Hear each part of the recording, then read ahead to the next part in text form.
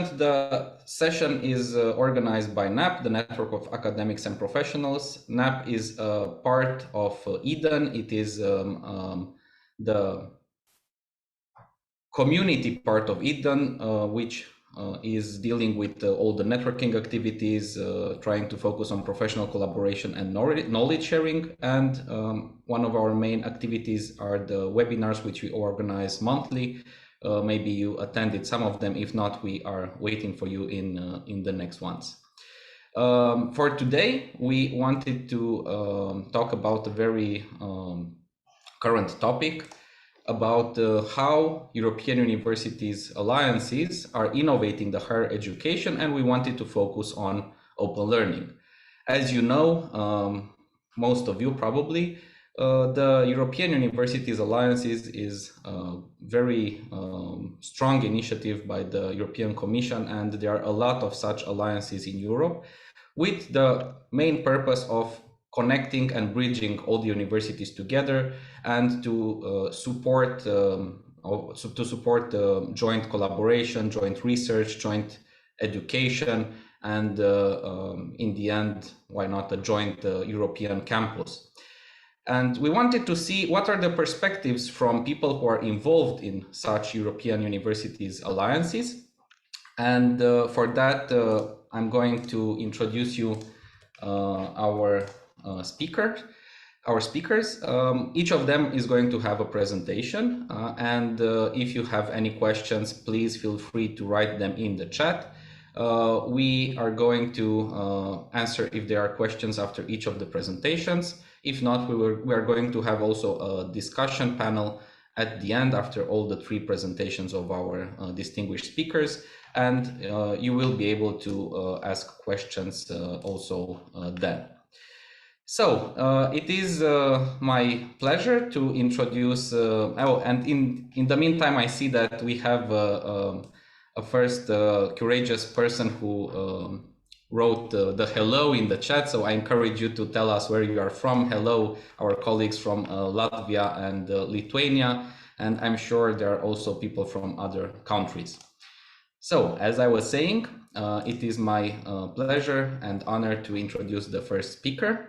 And the first speaker of this session is Hannes Rafaseder. And Hannes is a member of the executive board as Chief Research and Innovation Officer of St. Pölten University of Applied Sciences. And he's the leading coordinator of EUDRES, the Engaged and Entrepreneurial European University as driver for European smart and sustainable regions, which is one of the alliances I was talking about. Hannes is also a member of the board of EURASHI, and he was the founding director of the Institute of Creative Media Technology.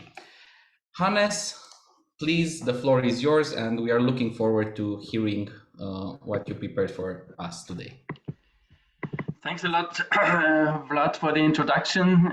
Thanks for the invitation. I'm really honored to speak and to give this presentation about our European University Alliance, EUDRES, and especially about its connection to innovation and the link to open learning. So as you already mentioned, the European University Initiative from the European Union is, if to keep it short in a nutshell, it is about future universities. And if we think about universities, I think even here in Europe, lots of people think about those universities who are top ranked in global rankings, who have these academic ivory towers on their campuses, who maybe as UC Berkeley has reserved spaces for Nobel laureates and so on. So what is the future of university? If we think about innovation and innovative ecosystems, then I think it's quite similar in a lot of senses. We speak about these very few global centers of innovation, as you see on this picture, San Francisco, and then the Silicon Valley in the San Francisco Bay Area and so on. I think this is what we usually talking about when it comes to innovation and ecosystems in a global sense. So what can we do here in Europe? I think, of course, we have different approaches, and we really think we have a lot of things to offer. And what we are really committed here at our European University, UDRES, is we want to go for a future university, of course, a future European university. I think we have to come up with some kind of new European approaches to higher education, to innovation, to open learning. And of course, Europe has a lot of things to offer. One of these things are our European regions, our smart and sustainable regions. I think we can easily agree that these regions have usually a very high quality of living, and they also have a huge potential for innovation and so on. So at UDRES, we are focusing on these smarter and sustainable regions. Vlad, you mentioned the long and somehow complex title. So I just ask everyone what you should know about UDRES is in the very beginning, we have this E to the power of 3. So UDRES is engaged, entrepreneurial, and European. So as we are engaged and entrepreneurial, of course, we deal quite a lot with innovation. And as we are also European, we have to connect across Europe. So we really like the Eden network. We really have to go for distance learning, for open learning, and all the issues involved to come up with these things. And the second important thing about UDRES is we have this squared S in the end. So we really promote smart and sustainable European regions. UDRES now has 6 full members and 3 new associated members. As you may know, there is this next call for European universities. We hope that we can make it in this next phase, and then all these 9 universities from Portugal, Belgium, the Netherlands, Germany, Latvia, Finland, here in Austria, Hungary, and Romania will form this alliance.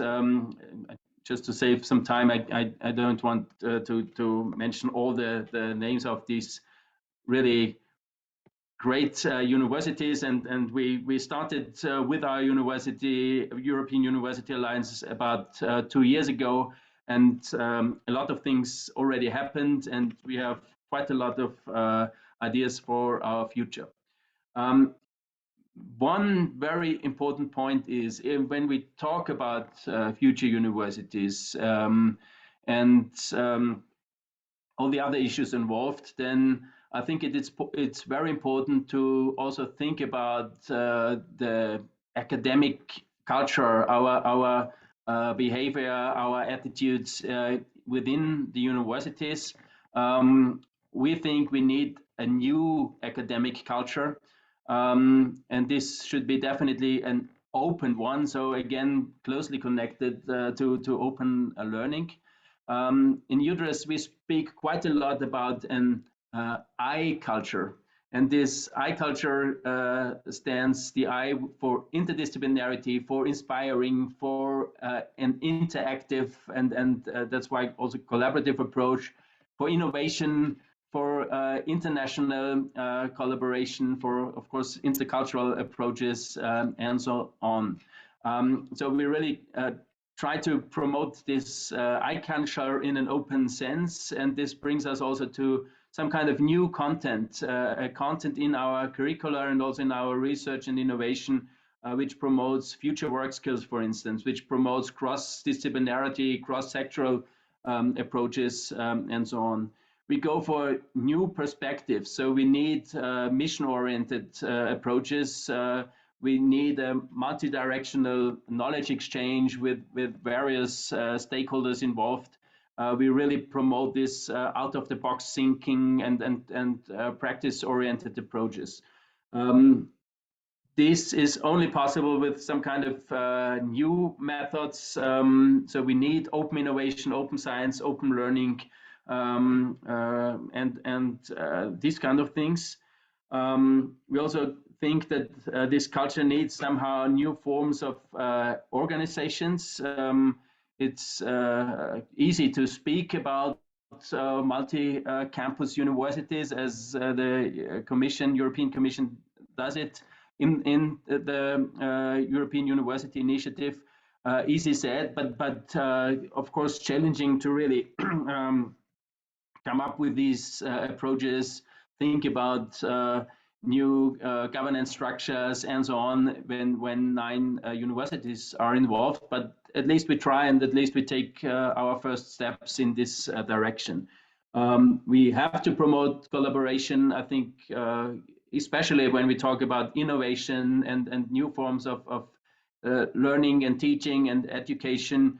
It's all about the people, it's all about the team, it's all about mutual trust and new forms of partnership, and definitely not a one-way communication. And last but not least, we need some kind of new environments in the real world, in the virtual world, some kind of living labs and so on. So all these pillars form this new academic I-culture that UDRES wants to stand out for and wants to come up with. And we already have quite a lot of activities ongoing right now in terms of innovation at our UDRES European University Alliance. So already we have so far in these 2 years 38 solutions to real world challenges created by our students. We have quite a lot of collaborations with our stakeholders.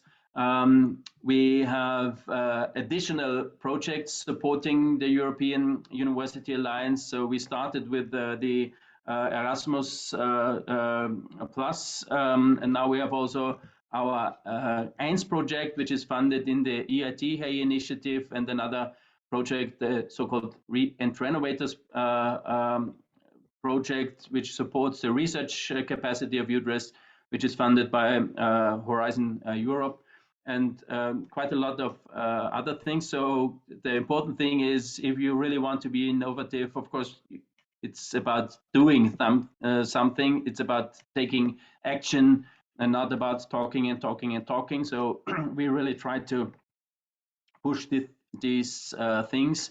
Of course, we make our mistakes, of course, or I hope we learn our lessons and fail, stand up and make it better for the next time. I think this is an approach that we support. Of course, there are several things ongoing. We had our first boot camps for a week with expert students working on real-world challenges. We have our iLiving labs, where student teams work again on these real-world challenges, doing innovation in, I think, open setups. There's just this week going on also in Latvia, this iLiving labs.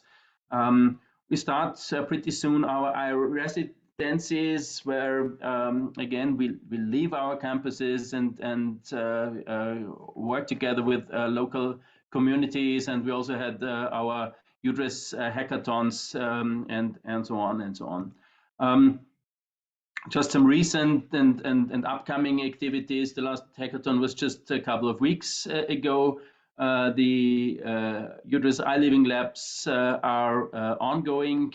The iResidences start on November 16th, and we have our first regional stakeholder forum, where people, representatives from public authorities, development agencies, entrepreneurs, and so on from all our 9 European regions meet in St. Pölten to discover synergies and open opportunities for regional development across Europe. So we really try to push these things in the UDRES Alliance. As I already mentioned, the so-called EINS project within the EIT initiative helps us. In this project, we have several work packages where we really work on our expertise, our experience, our quality for open innovation and entrepreneurship and entrepreneurial European universities. We work together on new training and education of future entrepreneurial and innovation skills. Again, with open learning, we, for instance, had an what we call inspiring chat yesterday, and we have a series of this. We have an open series of lectures ongoing during the next weeks. Of course, you are all invited. Check out our website for more information. And we have several activities with our regional stakeholders, especially our so-called open innovation hubs, where we again promote open learning and open innovation environments for and with our regional ecosystems.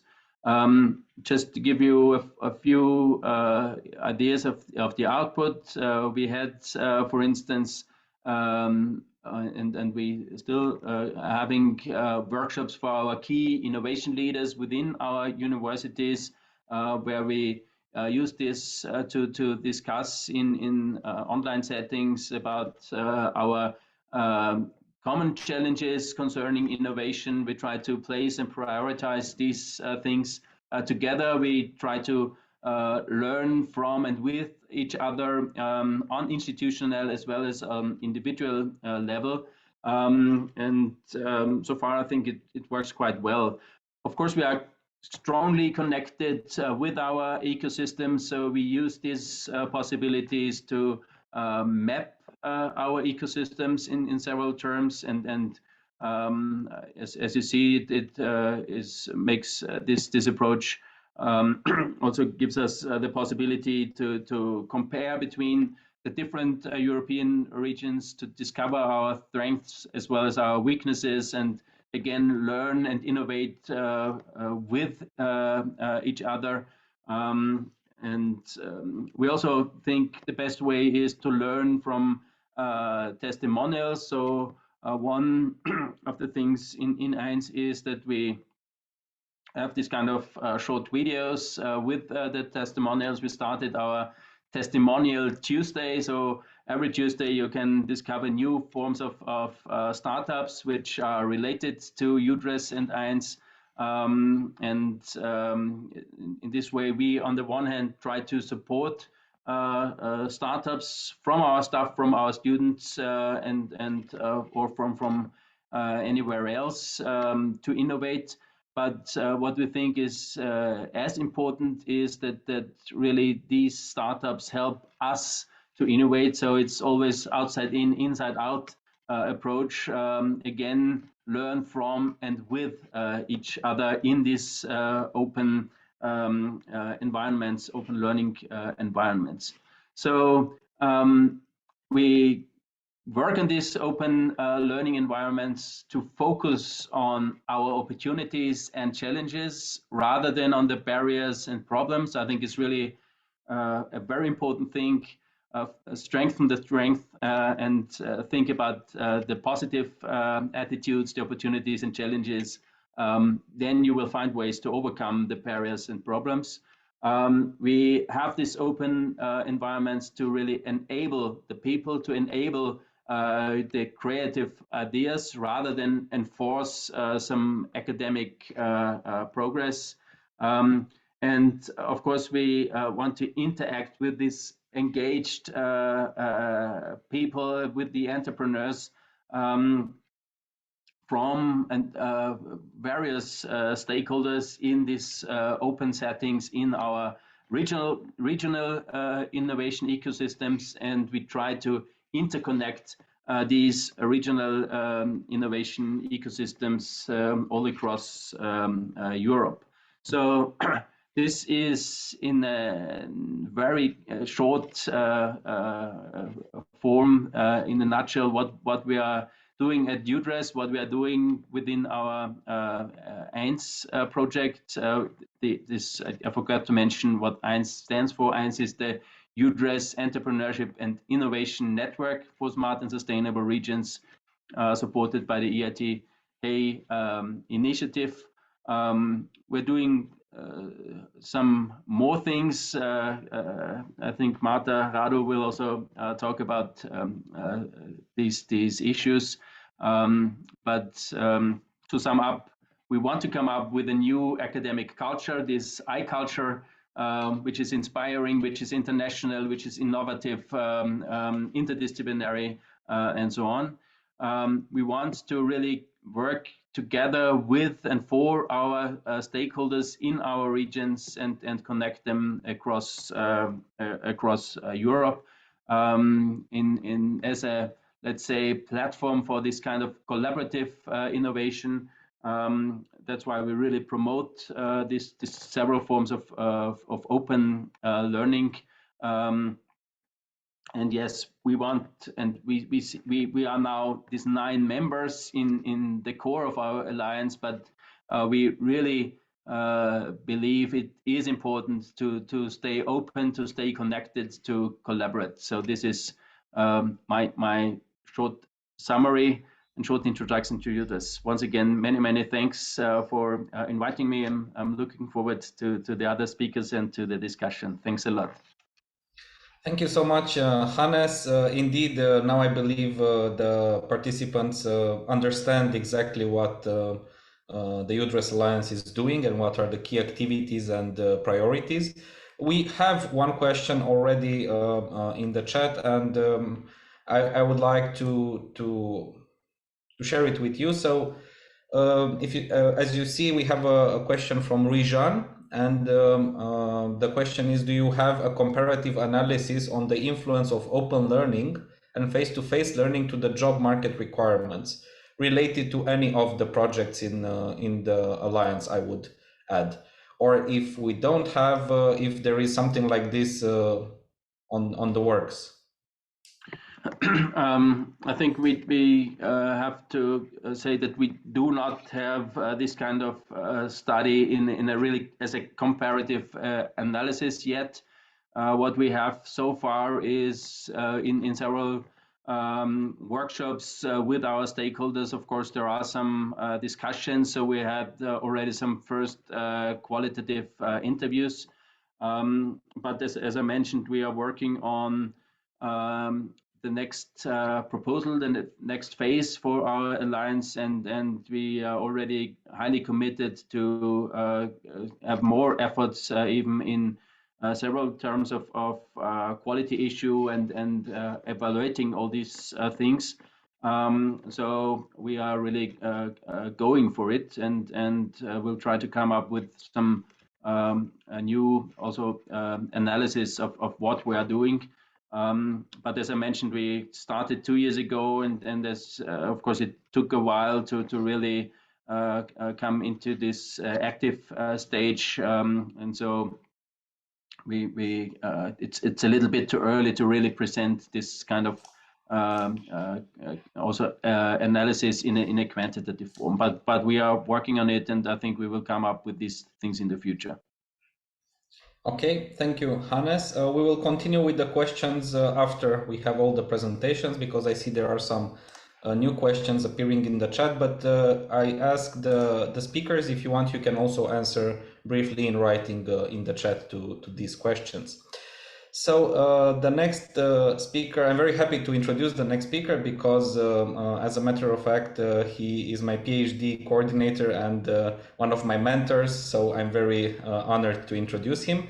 And this is Professor Radu Vasiu, the president of the Senate of the Polytechnica University of Timișoara in Romania, also the director of the Multimedia Research Center, and a distinguished professor in the Faculty of Electronics, Telecommunications, and Information Technologies. Professor Vasiu, please, the floor is yours. Thank you very much, Vlad. I already tried to share my screen. I hope you can see it. So thank you very much for your very kind introduction. Thank you very much, Hannes, for doing such a nice and comprehensive introduction to UTRES as an alliance of universities, because this makes my life much easier, because I can only start with discussing about innovation things. So everybody, good afternoon from Timișoara, from Romania. And we are also trying to present some of our experiences and some of our things which are under development under the UDRES part of European alliances. We all speak about future universities, and I will make a little bit the link to the question which Vlad already raised from the chat. I think it's difficult to discuss now about a comparison between open learning and face-to-face learning, especially because open learning was coming mainly because the companies were asking for that. The companies were asking for the shorter courses, for much quicker integration of the students in the teaching system and in the economical life. So we are now facing very much the situations that all our master students are practically working full time. So probably we need to wait for a couple of years to see which are exactly the results on the working market. As Hannes already mentioned, there are a few steps to be discussed when we speak about the future university, and the pillars are education, research, innovation, and knowledge transfer. And I would like to speak a little bit about innovation and about the things which are making innovation possible in our universities, and prepare them for the future. This is one of the results from the discussions with the stakeholders. It's a so-called vision map, the first check, which was coming into between all the partners. And you can see that many things are linked to practice, to collaboration, and to digitization. So these are the main steps which need also to be addressed by our university. I wouldn't say again about the 3 E's from the UDRES, because Hannes already mentioned them, about future casting and future siting. It is something which we had to take into consideration when developing our strategies for the future. So I will try to focus on 3 different things in that. First of all, innovations through iLiving labs, innovation by introducing micro-credentials and joint degrees, and innovation which are getting towards digital transformation in our university. First of all, iLiving labs, the I is coming from what Hannes already explained about our I culture. So it is exactly the same. The idea of the iLiving labs is that the problem is coming from a regional context and is trying to get a solution through collaboration and through interdisciplinarity. This is why the iLiving lab is a process of doing and rechecking and redoing and so on, in order to improve all the time the development of the solution which is proposed. And this is done in collaboration between students, between staff, academic staff, and between researchers. This is why this package of the project is linked also to the researcher part, to the academic lab, and so on. And it is also linked about how to accreditate and how to give recognition for those iLiving labs. So the process is going through different steps, as I said, from emphasize to define of the problem, to ideate, coming with ideas and structure them, to produce a prototype, to test it, and maybe to start it all over again if there is a need of new improvements. In our university, we try to develop a team of students which are interested in trying to do this sort of studies, much more into this interdisciplinarity and so on. And also a team of enthusiast teachers which can act as tutors for that. And the results for the first part of the project are summarized somehow in this slide. So the number of entrepreneurs which are involved in that, the number of students and so on.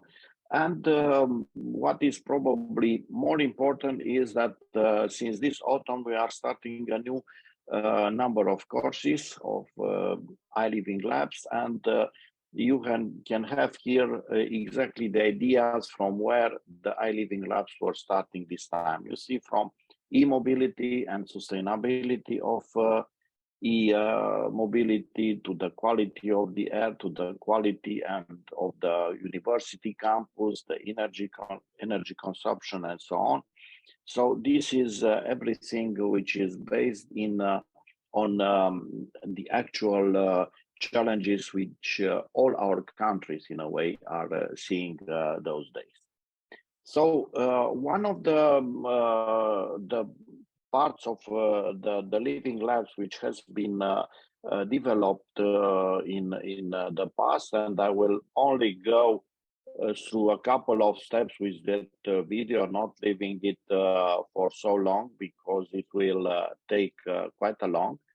But just wanted to see that there are some results, and that we are trying to keep in a way those results by using a sort of testimonials, as Hannes already mentioned, also to each of the iLiving Labs, not only towards the structure and the way we are organizing our work. So let's say that for iLiving Labs, I'm sure Marta will also say a couple of words because she was very much involved, and she is one of the enthusiastic people which made it possible. So I'm not speaking too much because she will speak also from the part of the students. So we'll see the other side of the story too. I will go now to the idea of micro-credentials. Micro-credentials are a term which is very much used now at the level of the European Union. And it is one of the things which has been introduced, I would say, mainly at the request of the companies. Again, I'm linking it with the question which already appeared on the chat, because this is the way to recognize all sort of formal and informal training, learning, skills which somebody could have during his life experience. And what it is to mention here is that recently in June, the Council of the European Union adopted a recommendation on how micro-credential can be used for lifelong learning and for employability, which is directly of interest for different companies. So from our point of view, we try to check what we can do in formal learning, informal learning, and how to develop micro courses.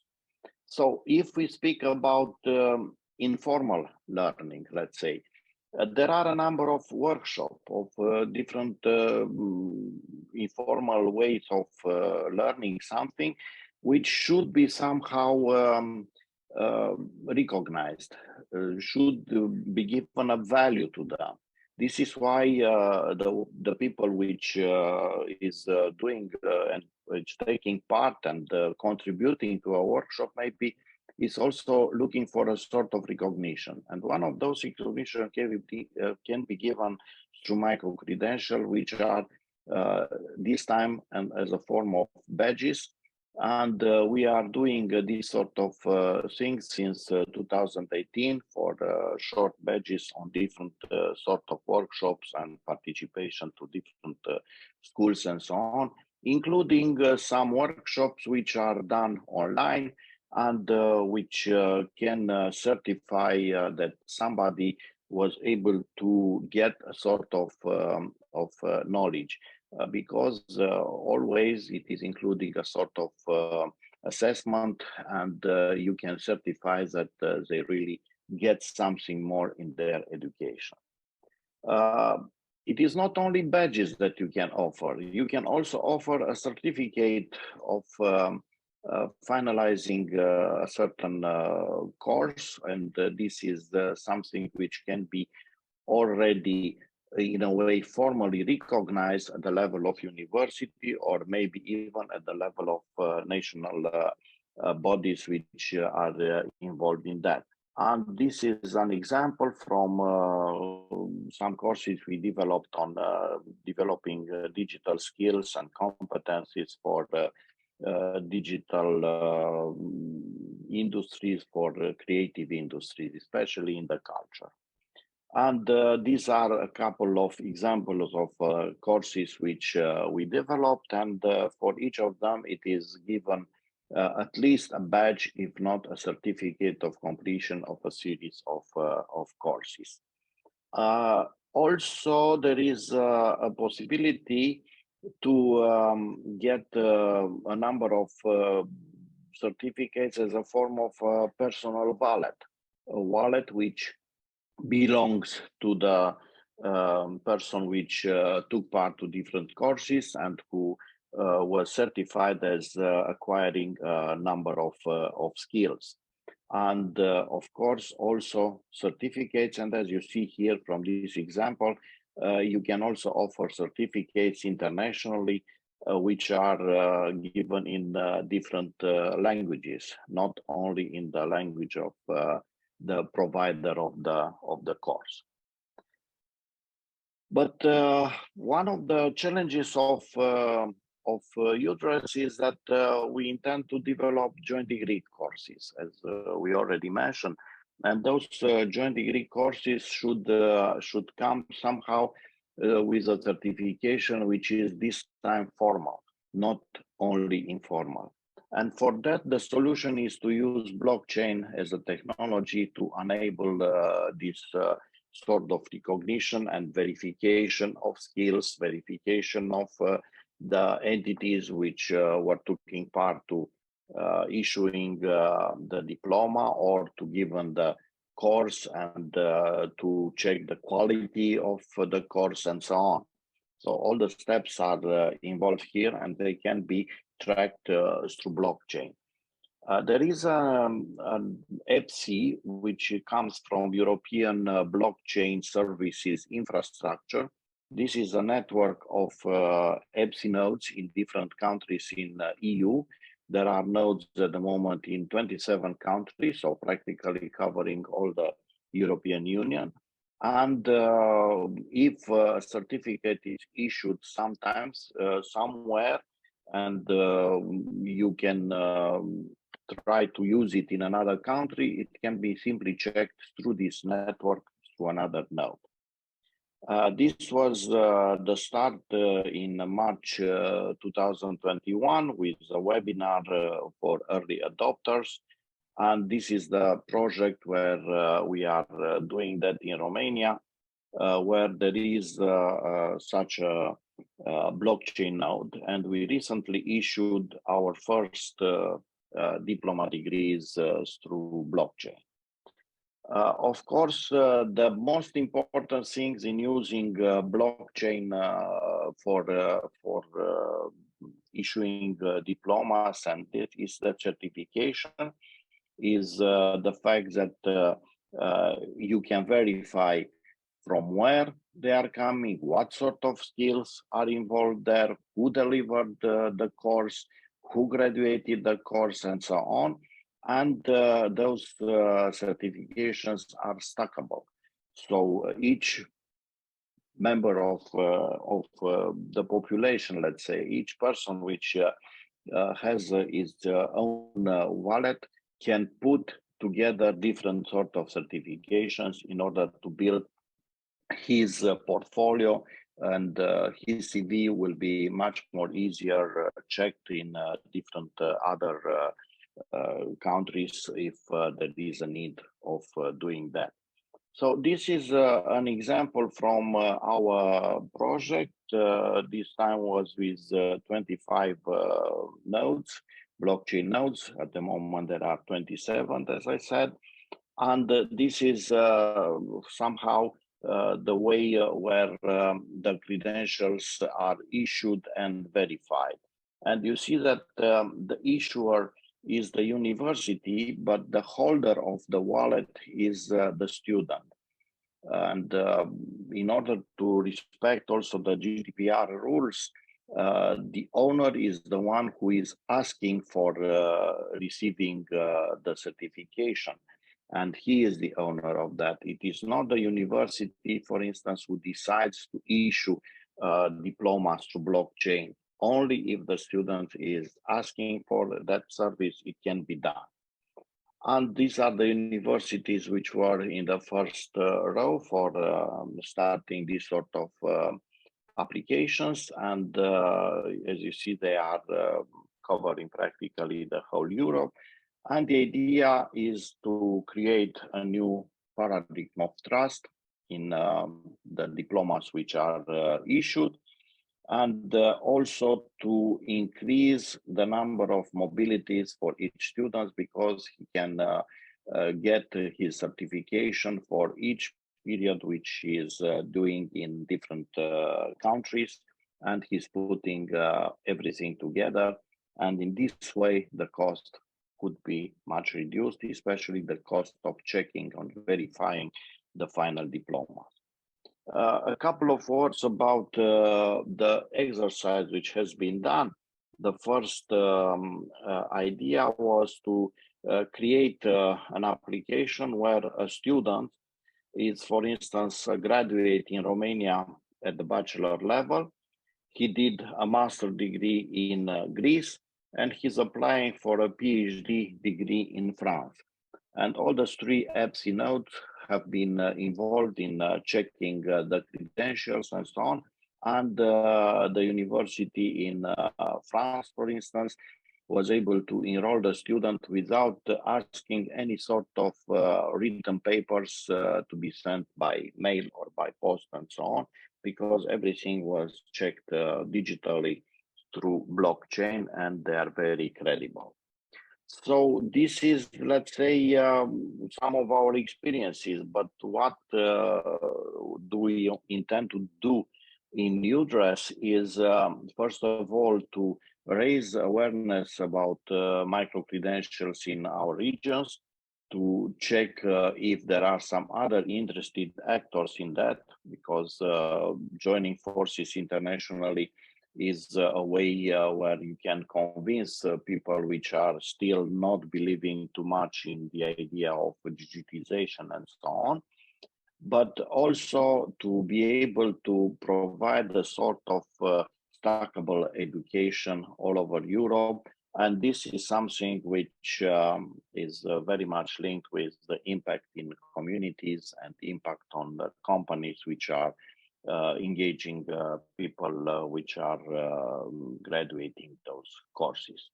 So we need to develop some, first of all, probably some joint short courses to have a mix of students from all our universities in the consortium, and then to see how we can convince them that we might be able to give them some certifications through blockchain.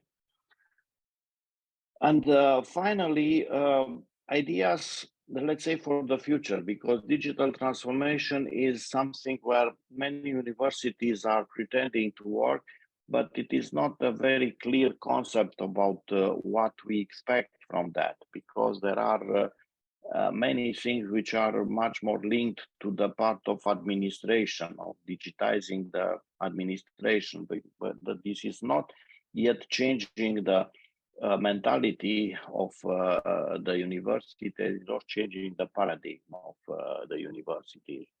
So the idea should be linked also to reform the academic careers, to give them some credits for everything which they are doing from the academic point of view. We know that at this moment in many countries, the validation is only based on research, not on the academic requirements. Then to promote interdisciplinarity, so probably this will have a big impact on curricula development, and this is something which the companies also seem to be very interested in, providing digital education and so on. And this is something which is very linked with the term of accessibility and openness, which was also raised in the question, very good question, which Vlad already mentioned. Of course, this has to do with the employability, as the question addresses, because our products are students, our graduates. If they are not well received on the marketplace, then our job is not well done. And only if this is done, we can say that the digital transformations that we are trying to do are important and are well done. And this is something which comes together with all the rest of the things, which I'm not trying to mention here in detail, but I'm sure that you can read the slide and see what it is. So basically, these are the ideas which I wanted to raise about innovation, starting from very small thing, innovation in some specific, let's say, courses or projects or work done with the students, with the idea of co-creation and collaboration, because we always need that, as I said, between students, teachers, researchers, and representative of the companies. From going through the way we are recognizing these activities by giving some evaluations through micro-credentials and so on, and then to go to the real change of mentality when we can say that the university is transformed digitally. So basically, this is what I wanted to present you here, but I'm open for any discussions that we might have. I will probably start sharing now, Vlad. Yes, thank you so much, Professor, for the presentation. We have indeed some questions and very interesting remarks also from our friend Don Olcott in the chat. We have a question from Rijan. You mentioned at some point mission-oriented research, and he's asking if you can explain it in examples. To give an example about this mission-oriented research. I know that it was not the main topic of the presentation, but if you or maybe Hannes can offer a clear example for Rijan for this. Well, I can do in the one hand, in the broader sense, mission-oriented research is research that really focuses or tackles societal challenges like climate change, for instance. So it's really research that is working towards this kind of mission. And in the, at least from my perspective, a little bit narrower sense, it is in the European domain of Horizon Europe. It is mission-oriented research towards 5 European missions which are mentioned in Horizon Europe. And the 5 European missions are, again, the adaptation to climate change, fight against cancer, restoring ocean and waters, climate neutral and smart cities, and a soil deal for Europe. So these are the missions defined by the European Commission. But I personally prefer a little bit broader definition, doing research to tackle some kind of societal challenges. So it is, at least from my perspective, research that is more narrow to application, applied research, and innovation. Thank you, Hannes. I think now it is clearer for Rijan, who is coming from Georgia, I see. And I'm coming back to Radu now because we have a direct question from Ursula from Germany. If you already developed courses according to the EU idea of micro-credentials, or what is the plan? Yes, as in I this said, we direction? already have an experience in doing that through other European projects, as was DigiCulture, developing skills and competencies for culture and for people in industrial fields, but especially in creative industries. But this is something which was done before, let's say, the regulations which have been approved in June 2022. So only since that moment on, we can count on a real European policy of recognizing that. But anyway, the badges and the certificates which are issued and backed through micro-credentials are recognized at least by companies, which is already a good point. But from that moment on, they are going to be recognized also if somebody wants to continue their studies. So this is, in a way, also very linked with the idea in the previous question about mission-oriented research, because it's also mission-oriented education and so on.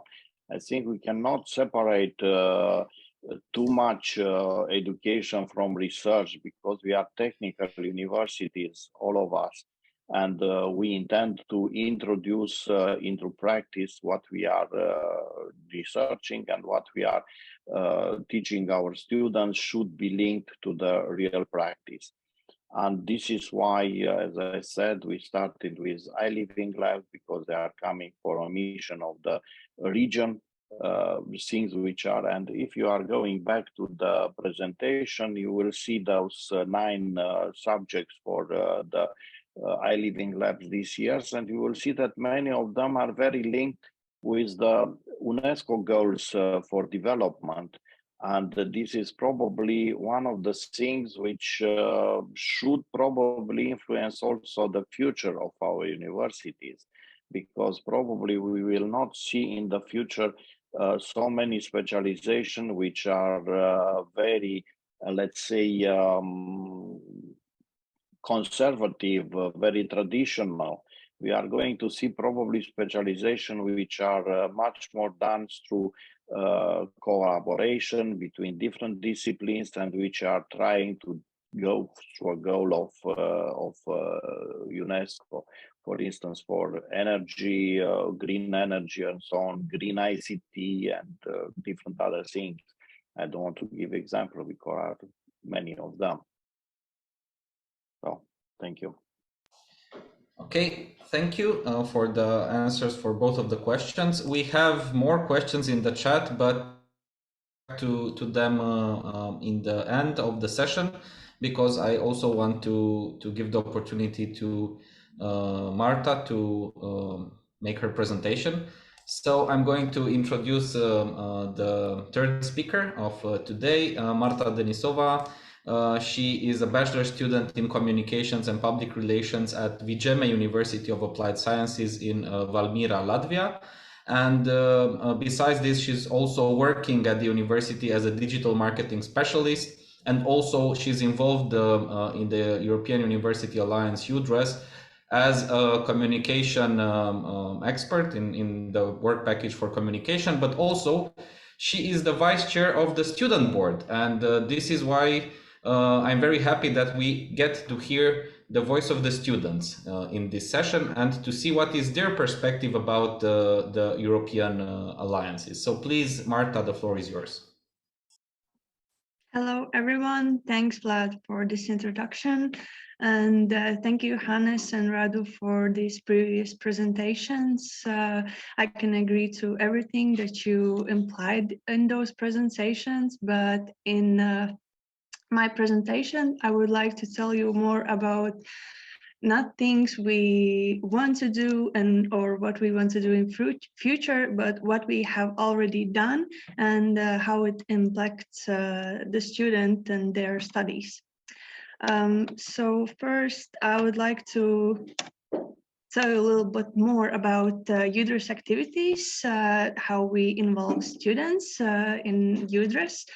So the first stage, of course, it's onboarding. When new students start study in UDRS universities, they will understand why we are in UDRS, what we are, how we are implementing it in study work, and we are just getting to know the community.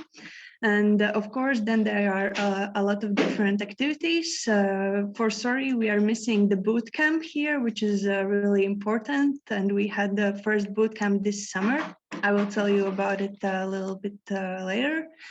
But of course, yeah, you can see hackathon, iLiving Labs, and AIMS, which we have heard in Hannes and Radu presentation. And of course, in the end, we will have alumni community, and we can use our students who have graduated UDRS universities and future activities. For example, in AIMS, they can be new startups,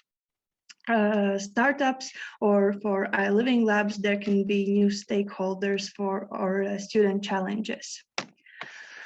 But as you heard in the first, I'm also in student executive board.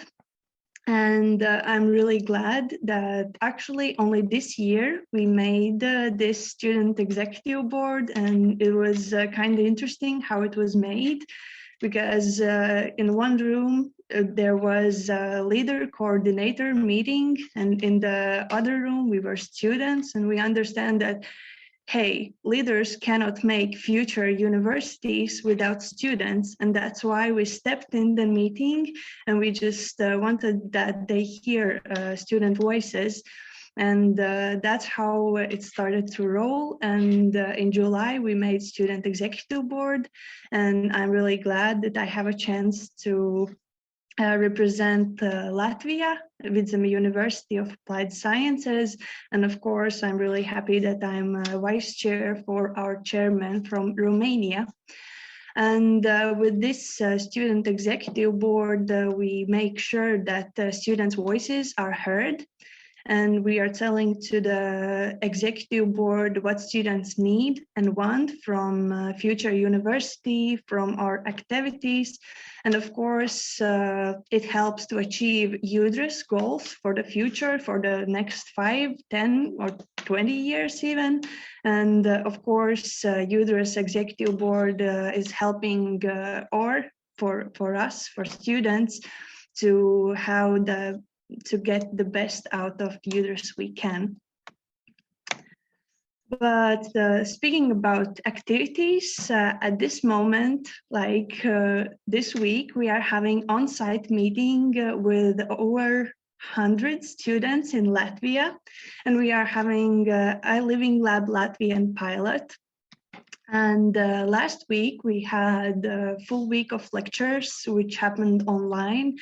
And we had theoretical lectures with different teachers, different entrepreneurs, and we get to know all of these experiences and knowledge. And this week we are meeting on site to work on real stakeholders, real challenges, and we are searching for solutions using the knowledge we learned last week online.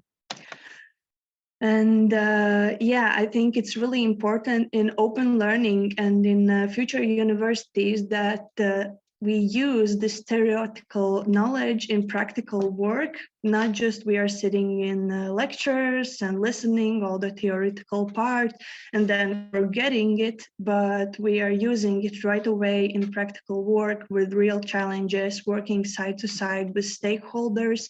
Of course, we have all the time with us our teachers and entrepreneurs who are helping us and answering all of our questions.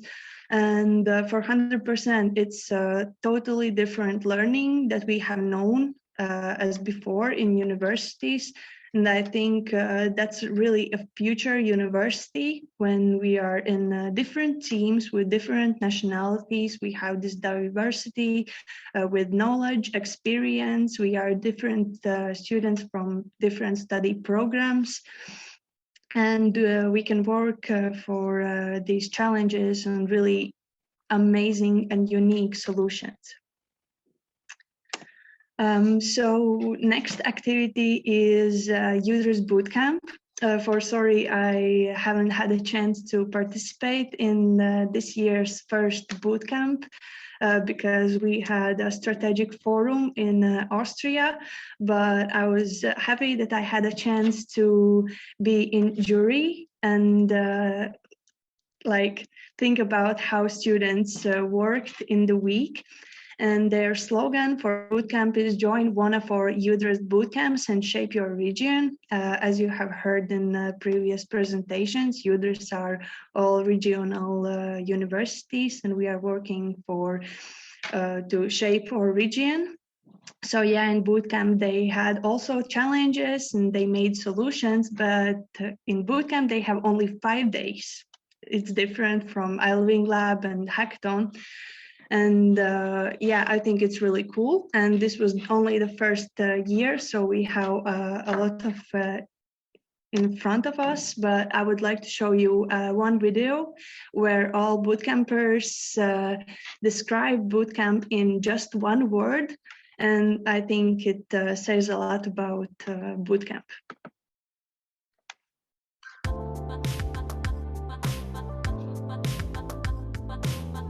Extra. Unique. Unique. Diversity. Life-changing. Perfect. Nice view. Exciting. Fun work. Amazing. Amazing. Amazing. One word. Amazing. Amazing. Amazing. Amazing. Amazing. Extraordinary. Fantastic. Experience. Challenging. Magical. Diversity. Exciting. Inspiring. Freaking awesome. A transformation. Energy. Inspiring. Breathtaking. Life-changing. Emotional. Brilliant. Journey. No words.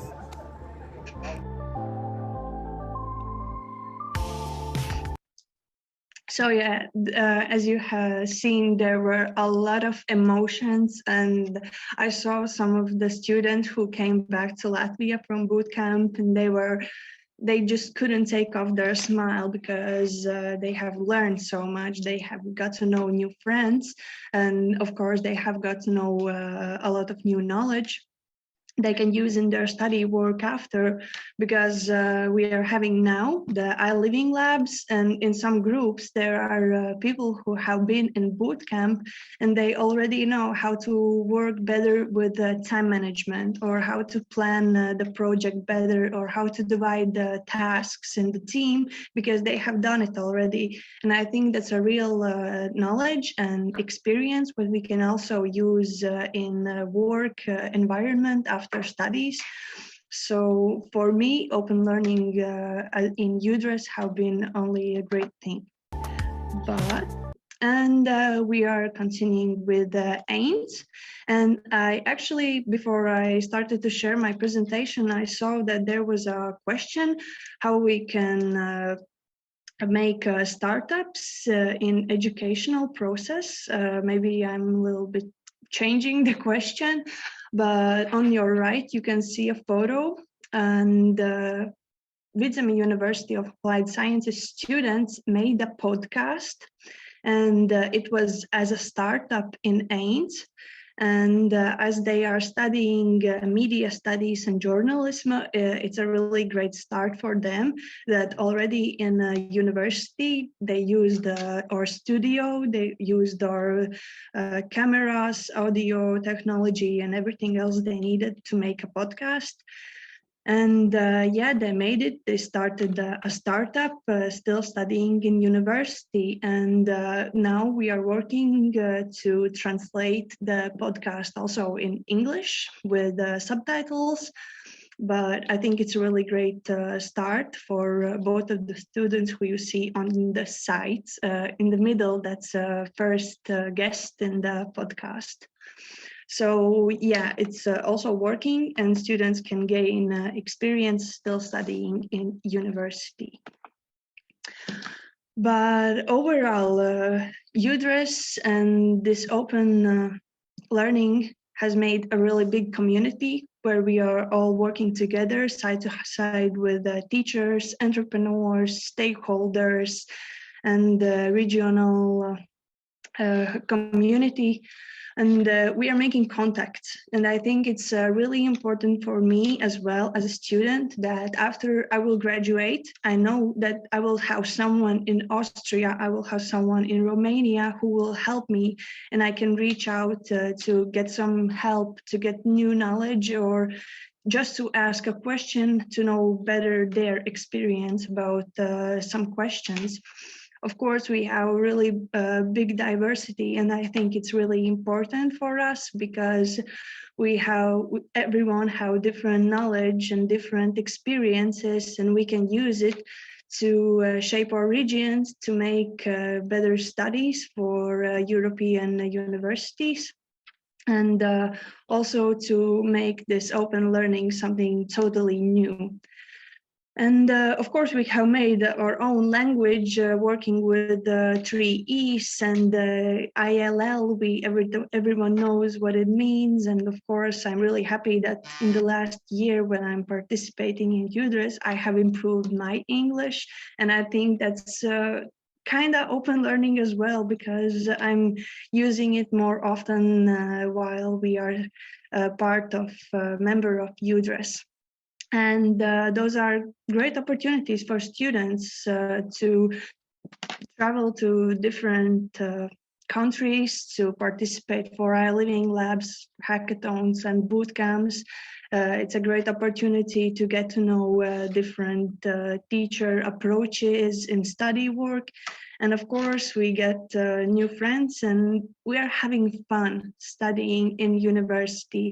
And I think it's really important for new generations that they are coming to university because they want to study, not just because they need to, but we can make this study process really interesting for them. So yeah, what can I say in the end? I'm really glad that I had a chance to be here today with Hannes, Radu, and Vlad. Thank you for inviting me. And yeah, thank you. Thank you so much, Marta. I am almost like Oscars, no words, like you said in the video. We have a question dedicated to you from Rujan again, and I want to thank Rujan for having so many questions and interest for our webinar. So, Marta, what students need and want differ many times from what the current world needs, according to Rujan, and he's asking how can we find a common point, a joint point? Not an easy question, I know.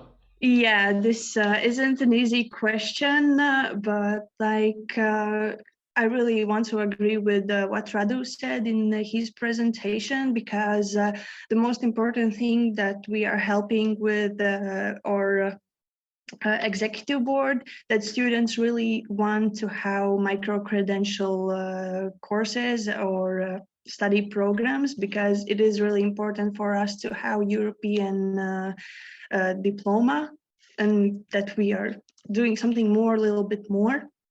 And we can never do something that's good for everyone, because there will always be someone who wants something different, something more, or something less. But I think we have to do the things what UDRES wants and what UDRES students wants. Yeah. Okay, thank you, Marta. I agree with what you said. Before, we still have some time for some more questions, 10-15 minutes.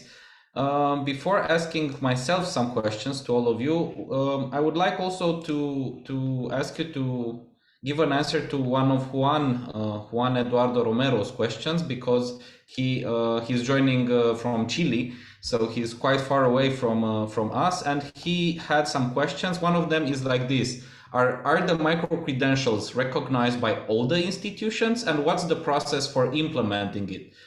And he's talking from the point of view of someone from a university in Chile, as I mentioned. So Radu, Hannes, if you can answer Well, this. I can start, Vlad, and maybe Hannes can add something more. I already asked privately to that question, but I would say it also in public. For the moment, there is not a system which is engaging universities to recognize microcredits.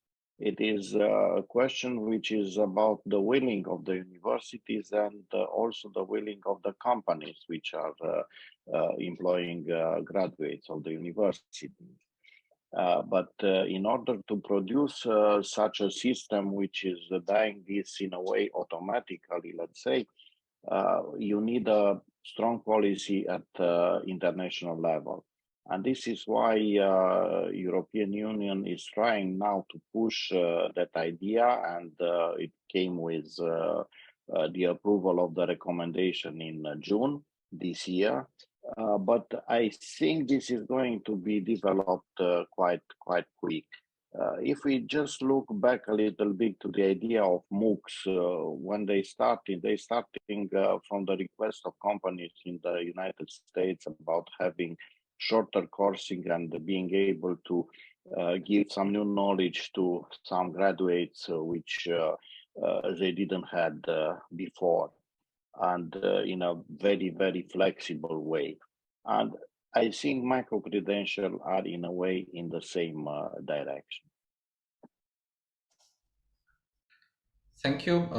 Hannes, would you like to add to that, or is it? Maybe short, and I of course agree totally with what Rado said.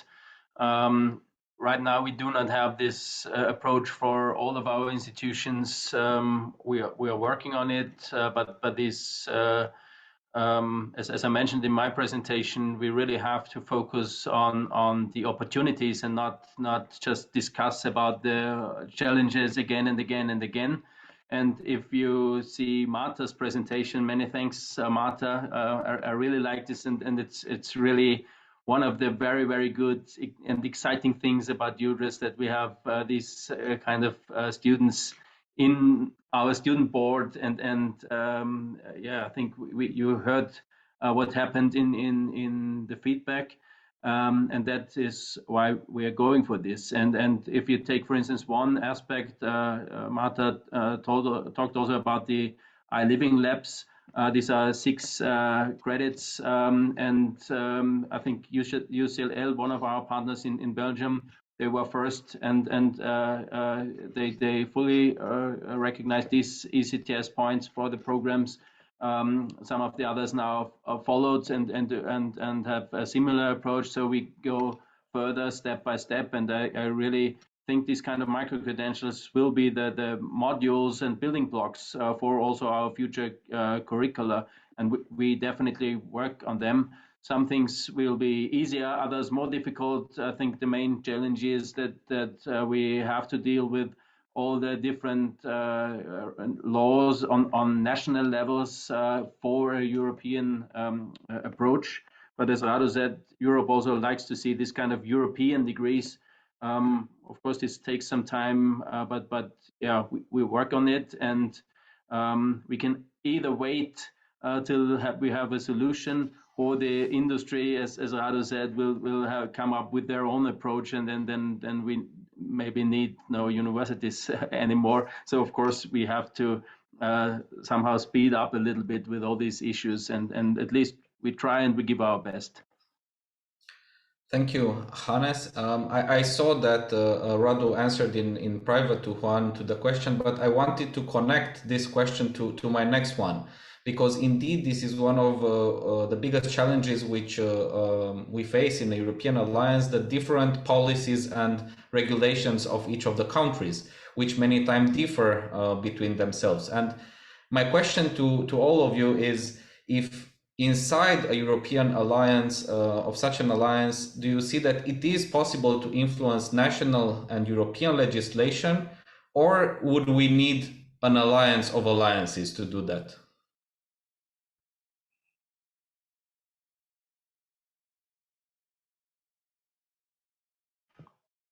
Well, I think Hannes is the best in the position to respond to that, because he has regular meetings with the commissioner and so on. Well, I think at the moment, I really think that the Commission wants to push these things. And even we had several meetings with the Commissioner, with the rectors presidents of our alliance. She really took time to discuss these issues with us. There were also some other meetings with the Commissioner and also some high-ranking members of the Commission with several alliances. So these things are already ongoing. And there are also some kind of alliances of alliances. There are so-called 4EU1 with the alliances from the first pilot call, 4EU2 with this of the second one.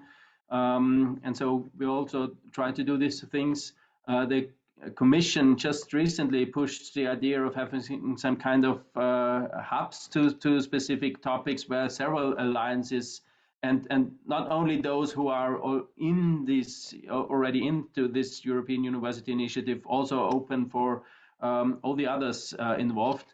So these ideas are already there, and people work on it.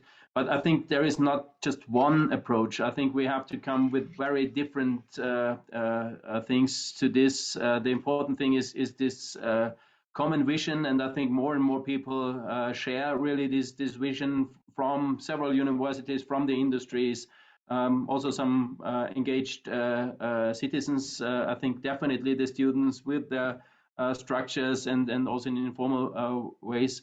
And it's up to us to really try to take all these different steps. Thank you, Hannes and Radu. Marta, related to this question, how do you feel that students can influence these policies through the involvement of the student board in the project, in the alliance? Do you feel that you can reach out and address some of the policies, make some changes of impact for students?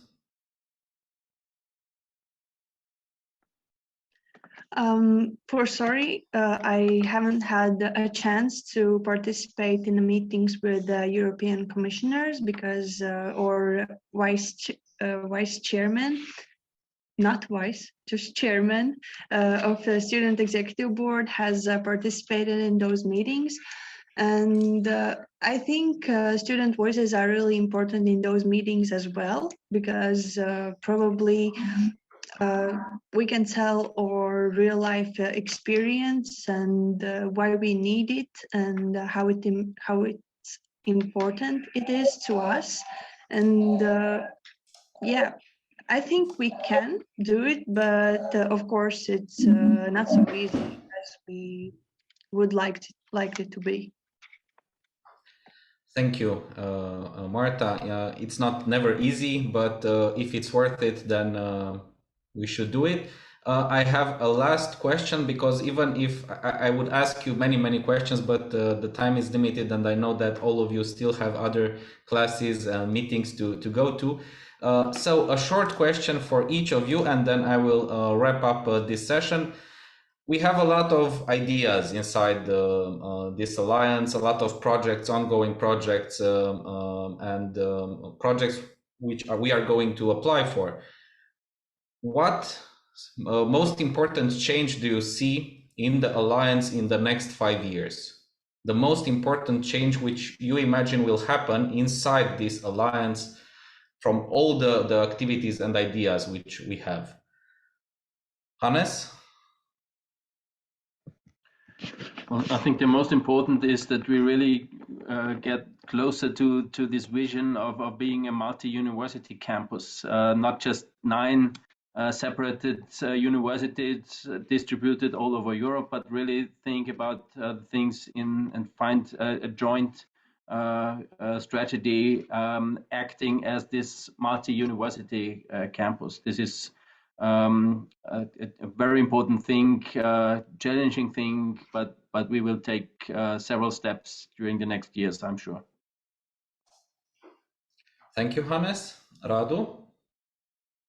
Well, I think that collaboration is the key term. We will need to collaborate more, and I think we already did some good steps on that because at least now we know each other better. We know our strengths and our weaknesses, so we are in a better position to collaborate. So joint degrees and different other joint courses development will be certainly something which will happen quite soon. And on the other hand, I feel that there are also some big challenges, even that you didn't ask about challenges, but the technical challenges of interconnection of our IT systems is very big, and this is something which will take a lot of work. Just to mention some ideas, I know that some other alliances were choosing their partners only if they had the same IT systems for online learning, for instance. We haven't done that. So we assume that we are having big problems in trying to interconnect that to do a so-called single sign-on solution for our students to have them enrolled in a university and have access to the resources in all other universities. But this is something which will also happen, I'm sure, but in a little bit longer term. Thank you. Thank you for the answer. Marta? Yeah, as I'm the last year student, I won't be a student after 5 years. Probably I will be a stakeholder in our alumni community, and that's why I hope we will have this alumni and graduate community. But for students, I really want that they all have a chance to participate in some of UDRA's activities, programs, and events, because at this moment we have some limitations for participants in each activity, but I hope every year there will be much more students who have participated in some of UDRA's activities. Thank you. Thank you. So you see that we have many ideas which we believe are the most important changes that will happen in the next 5 years. I want to thank all of you for the session. It was extremely interesting. We still have a lot of discussion around the subject. As Professor Vasiu mentioned, we didn't talk about the challenges because that would take a lot of time. But we are asking all of you to join future events related both to EDEN activities and the Alliance. Allow me just to very briefly announce 2 important future EDEN events. So we have on the 28th of November, the Digital Innovations and Transformation through Research, Practice and Policy Perspectives session in the European Digital Education Hub. And my colleagues already put the links in the chat. And also, I kindly invite all of you to EDEN's annual conference next year, 2023, in Dublin, Ireland, in June. It's announced to be the place to be, and the motto is "Yes, we can." Our colleagues from DCU from Dublin are organizing this very good event. As I mentioned at the beginning of the session, the whole week you have webinars in this EDEN online and distance learning week. So feel free to look on the website and register for the ones in the next days. I want to thank my colleagues and the panelists, Hannes, Radu, and Marta, for being so kind to accept our invitation and to share their experience and ideas with all the attendants. And I want to thank all of you for attending, for taking the time to come to this webinar today from 3 continents, as I mentioned, from Europe, from Asia, and South America. So have a nice day, everyone, and hope to see you soon.